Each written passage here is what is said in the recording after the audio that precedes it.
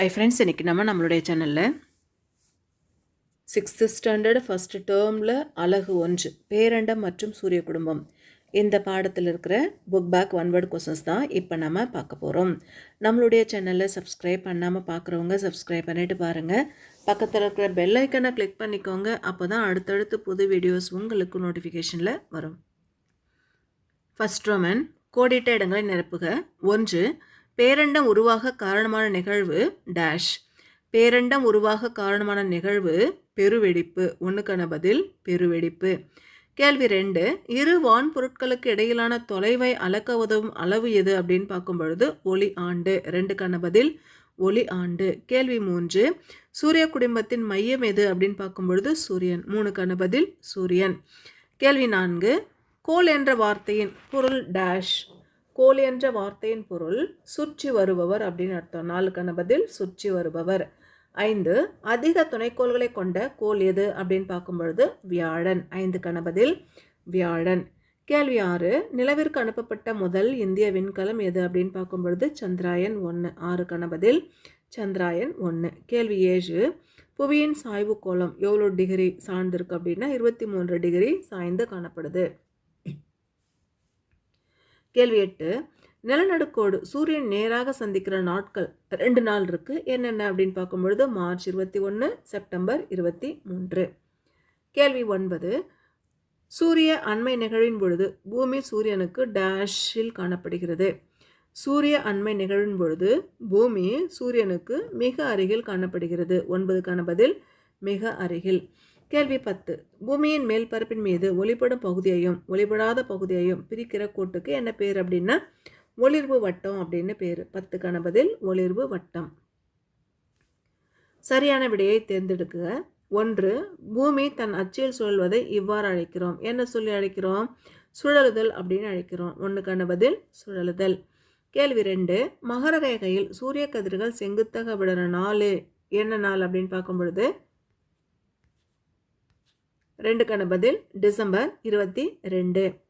கேள்வி 3. சூரிய குடும்பம் அடங்கியுள்ள விண்மீன் திரள் மண்டலம் எது அப்படின்னு பார்க்கும் பொழுது பால்வெளி. 3க்கான பதில் பால்வெளி. கேள்வி 4. மனிதன் தன் காலடியை பதித்துள்ள ஒரே விண்பொருள் எது அப்படின்னு பார்க்கும் பொழுது சந்திரன். 4க்கான பதில் சந்திரன். கேள்வி 5. எந்த கோளால் தண்ணீரில் மிதக்க முடியும் அப்படின்னு பார்க்கும் பொழுது சனி கோளால் தான் தண்ணீரில் மிதக்க முடியும். அடுத்து பொருந்தாததை வட்டமிடுக. 1. வெள்ளி, வியாழன், நெப்டியூன், சனி இதில் எது பொருந்தலை அப்படின்னும் பொழுது வெள்ளிலாம் பொருந்தாதது. கேள்வி 2. சிரியஸ், ஆண்ட்ரோமெடா, பால்வெளி, மெக்கலனிக் கிளவுட் இதில் எது பொருந்தது அப்படின்னு பார்க்கும் பொழுது சிரியஸ். கேள்வி 3. புளூட்டோ, ஏரிஸ், செரஸ், அயோ இதில் எது பொருந்தாதது அயோ. கேள்வி 4. வால்மீன்கள், சிறுகோள்கள், விண்வீழ்கள், குறுகலை கோள்கள் இதில் எது பொருந்தாது அப்படின்னு பார்க்கும்பொழுது விண்வீழ்கள் தான் பொருந்தாது. அடுத்து தரை ஊர்தி, சுற்றுக்களம், வானூர்தி, விண்கலம் இதில் எது பொருந்தாது அப்படின்னு பார்க்கும்பொழுது வானூர்தி. அடுத்து பொறுத்துக பார்த்துடலாம். வெப்பமான கோள் எது அப்படின்னு பார்க்கும்பொழுது வெள்ளி. வளையம் உள்ள கோள் எது அப்படின்னு பார்க்கும்பொழுது சனி. செந்நிறக்கோள் எது அப்படின்னு பார்க்கும்பொழுது செவ்வாய். உருளும் கோள் எது அப்படின்னு பார்க்கும்பொழுது யுரேனஸ். குளிர்ந்த கோள் எது அப்படின்னு பார்க்கும் பொழுது நெப்டியூன். கொடுக்கப்பட்டுள்ள கூற்றுகளை ஆராய்க. 1. வெள்ளிக்கோள் கிழக்கிலிருந்து மேற்காக சுற்றுகிறது. இது கரெக்டு தான்.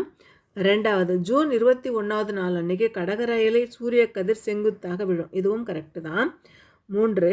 செவ்வாய்க்கோளுக்கு வளையங்கள் உண்டு. இது தவறு. இதில் எது கரெக்ட் அப்படின்னு பார்க்கும்பொழுது 1, 2 இதுதான் கரெக்டு. அடுத்து கூற்று 1, 2ன்னு கேட்டிருக்காங்க. கூற்று 1. பூமி நீர்க்கோளம் என அழைக்கப்படுகிறது. 1 கரெக்டு தான். 2. பூமி தன் அச்சில் சுழலுவதால் பருவகாலங்கள் ஏற்படுகிறது. இது தவறு. அப்போது கூற்று 1 சரி, 2 தவறு. பெயரிடுக பார்த்துடலாம். 1. விண்மீன்களின் தொகுப்பு டேஷ். விண்மீன்களின் தொகுப்பு விண்மீன் திரள் மண்டலம்.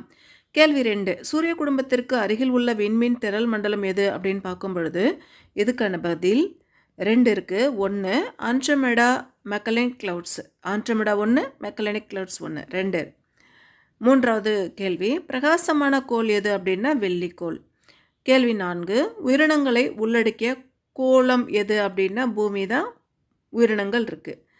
கேள்வி 5, 366 நாட்கள் உடைய ஆண்டு என்ன நம்ம சொல்லி அழைப்போம் அப்படின்னா லீஃப் ஆண்டு அப்படின்னு சொல்லுவோம். அந்த வருடம் மட்டும் 29 நாட்கள் இருக்கும் பிப்ரவரி மாதத்தில்.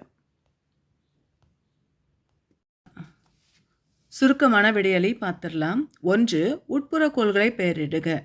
இதுக்கான பதில் பேஜ் நம்பர் 162 இருக்குது.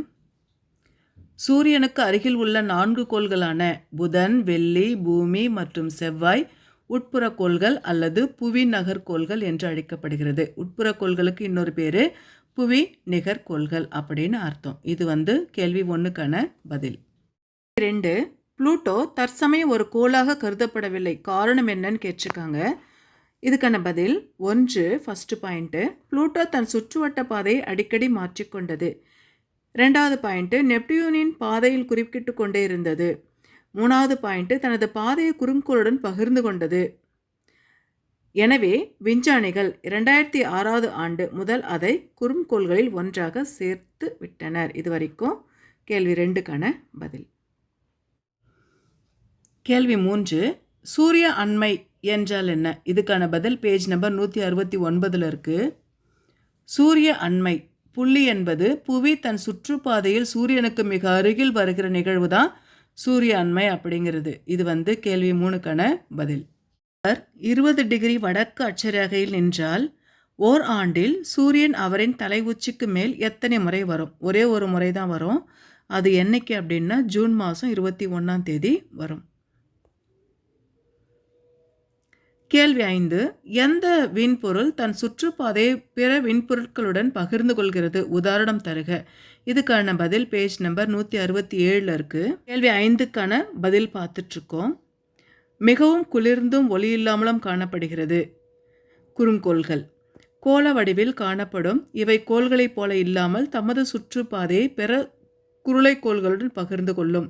புளூட்டோ, செரஸ், ஏரிஸ், மேக்மேக் மற்றும் ஹோமியா போன்றவை சூரிய குடும்பத்தில் காணப்படுகிற 5 குறுங்கோள்கள். இதுவரைக்கும் கேள்வி 5க்கான பதில்.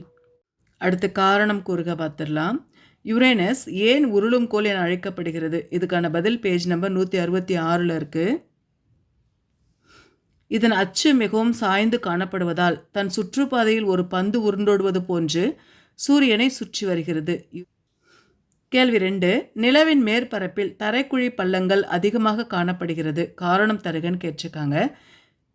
இதுக்கான பதில் பேஜ் நம்பர் 167 இருக்குது. நிலவிற்கு வளிமண்டலம் கிடையாது. இதன் காரணமாக விண்கற்களின் தாக்கத்தால் இதன் மேல் பகுதியில் அதிக அளவில் தரைக்குழி பள்ளங்கள் காணப்படுகிறது. இதுவரைக்கும் கேள்வி 2க்கான பதில். கேள்வி 3, புவியின் சுழலும் வேகம் துருவ பகுதிகளில் சுழியமாக உள்ளது ஏன்? இதுக்கான பதில் பேஜ் நம்பர் 168 இருக்குது.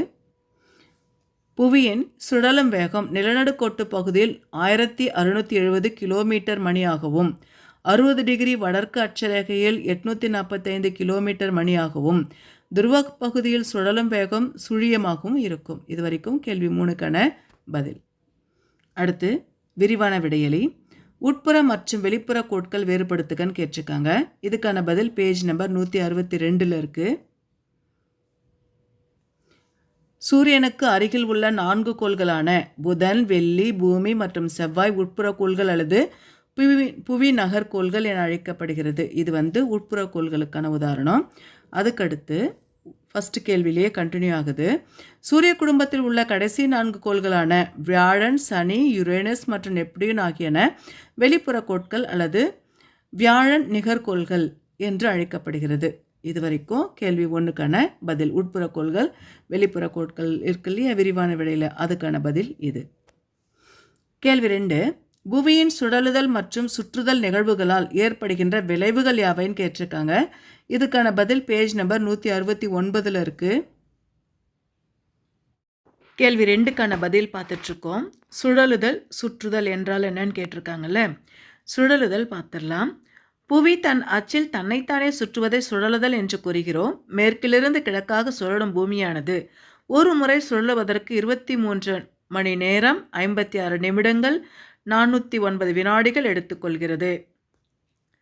புவி ஒரு முறை சுழலுவதற்கு எடுத்துக்கொள்ளும் நேரத்தை ஒரு நாள் என்று அழைக்கிறோம். புவி சுழலுவதன் காரணமாக இரவு பகல் ஏற்படுகிறது. புவி கோள வடிவமாக உள்ளதால் ஒரு குறிப்பிட்ட நேரத்தில் சூரிய வெளிச்சம் பூமியின் ஒரு பகுதியில் மட்டுமே படுகிறது.